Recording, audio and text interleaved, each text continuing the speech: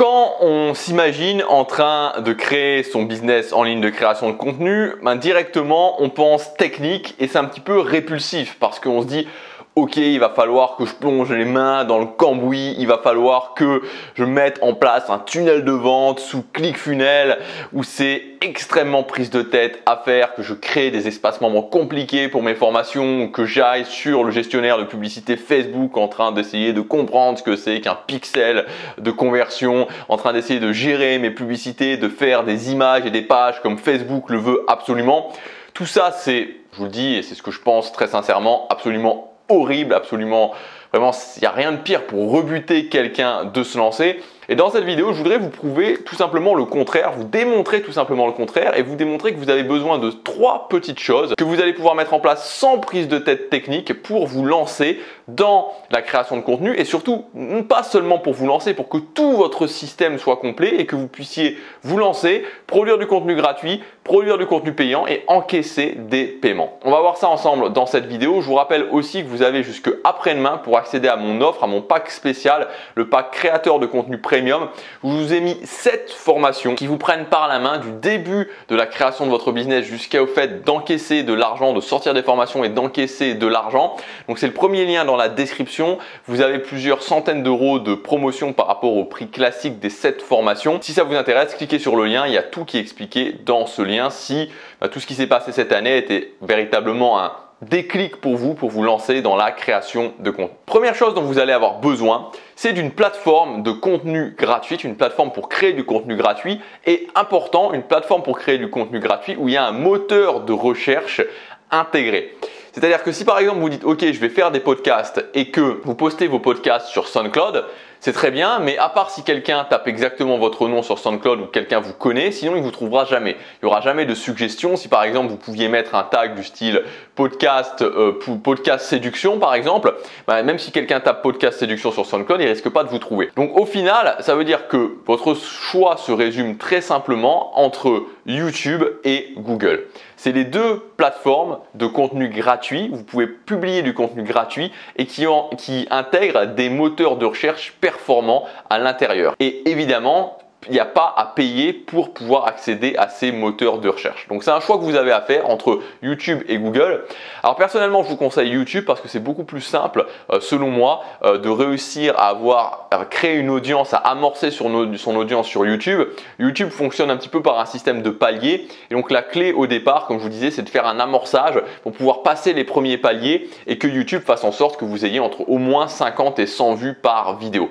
C'est pas très compliqué de le faire sur YouTube. Et une fois que vous y êtes, vous y êtes. Moi par exemple, sur cette chaîne, je sais que si je poste une vidéo de développement personnel, je sais qu'au minimum je ferai 5, 600, 700 vues parce que je suis à ce palier sur YouTube. Sur Google, ça sera un petit peu plus complexe, il y aura plus de techniques, ça prendra plus de temps. L'amorçage se fera d'une façon un petit peu différente parce que là on parlera plus de promotion, d'articles invités, de ce genre de choses. C'est-à-dire qu'il faut choisir entre le fait de montrer sa tête sur YouTube, de se montrer sur YouTube, même s'il peut y avoir d'autres options que de montrer sa tête sur YouTube, mais enfin bon, ça reste pas forcément l'idéal. Donc globalement, entre montrer sa tête sur YouTube ou alors devoir passer par le stade WordPress et de gérer un petit peu ce qui se passe au niveau de WordPress et au niveau du SEO Google, ça sera un petit peu plus complexe. Globalement, c'est vos deux choix. Si vous voulez la simplicité totale, vous allez sur YouTube et c'est vraiment pas prise de tête. Deuxièmement, il va vous falloir ce qu'on appelle un autorépondeur et une landing page. Donc un autorépondeur, qu'est-ce que c'est? C'est tout simplement quelque chose qui va vous permettre d'avoir une liste mail, donc de stocker des adresses email et d'envoyer des mails. Voilà, c'est tout, c'est juste ça un autorépondeur. Ça vous permet de stocker les mails et d'envoyer des mails de façon manuelle. Donc en général, on appelle ça des broadcasts ou de façon automatique. Et donc là, ça a un nom sur Mailchimp et sur Drip par exemple, ça s'appelle automation. Sur Aweber, ça s'appelle follow-up. Mais globalement, ça va être des séquences mail automatisées que vous allez pouvoir envoyer. Ça, c'est l'autorépondeur. Et la landing page, qu'est-ce que c'est? La landing page, c'est la page sur laquelle vous allez arriver où en général, vous pouvez simplement rentrer votre adresse email et cliquer sur OK qui permet d'alimenter l'autorépondeur.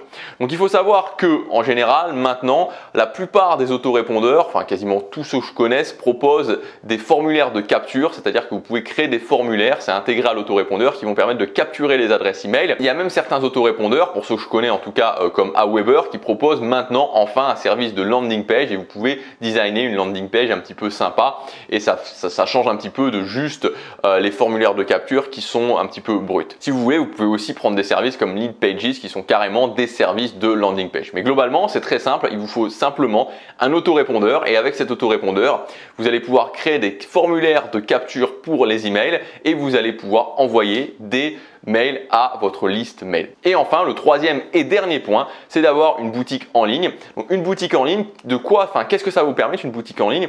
Ça va vous permettre tout simplement de proposer vos produits, c'est-à-dire que les gens vont arriver sur votre boutique, ils vont pouvoir voir les divers produits, formations, coaching ou même produits physiques que vous vendez et ils vont pouvoir les acheter. Et moi, ce que je vous conseille, je vous conseille Selz en fait, S-E-L-Z.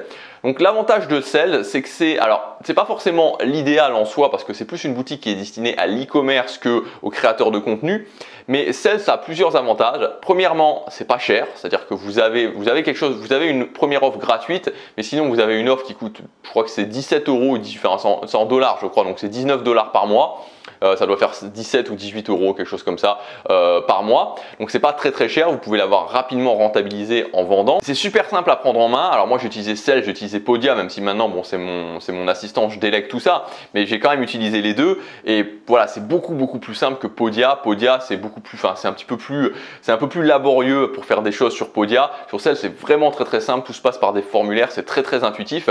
Et l'avantage aussi de Selz, c'est qu'il y a un prestataire de paiement qui est intégré à Selz en fait. C'est-à-dire que vous n'avez pas besoin d'ouvrir un compte Stripe sur Selz. Vous avez directement votre prestataire de paiement à l'intérieur de Selz et vous pouvez aussi ajouter un compte PayPal si vous avez un compte PayPal. Donc c'est pour ça que selon moi, quand on démarre, Selz c'est le meilleur moyen pour pouvoir vendre ses formations en ligne. Donc si je résume, voilà les choses dont vous avez besoin. Vous avez besoin d'une plateforme de contenu gratuit, vous avez besoin d'un autorépondeur et vous avez besoin d'une boutique en ligne. Et avec juste ça, juste ces choses-là qui sont simples, je veux dire, vous mettez sur YouTube, vous prenez Aweber comme autorépondeur et vous prenez Selz, c'est super simple, super facile à prendre en main. Et avec ça, vous avez tout ce qu'il faut pour commencer à créer du contenu, pour créer des produits et pour pouvoir vivre de votre contenu. Donc vous voyez que le fait de se dire créer du contenu sur Internet, ça va être prise de tête en termes de technique, c'est faux. Alors ça peut être très prise de tête si vous suivez certaines personnes qui vont vous expliquer, qui vont vous expliquer des choses très prise de tête, mais ça peut être aussi extrêmement simple. Voilà pour la démonstration. Si vous voulez aller plus loin, vous pouvez accéder à mon pack, le pack créateur de contenu premium avec 7 formations qui vont vous prendre par la main pour vous permettre dès maintenant de développer un business en ligne au niveau de la création de contenu, au niveau de comment mettre en place votre business, au niveau de comment sortir des formations, au niveau de comment vendre ces formations, au niveau de comment générer des revenus récurrents. Donc tout ça c'est expliqué dans ce pack. C'est valable pour les 2 prochains jours. Il y a plusieurs centaines d'euros de réduction. C'est le premier lien dans la description. Je vous laisse découvrir tout ça. Chaque jour compte.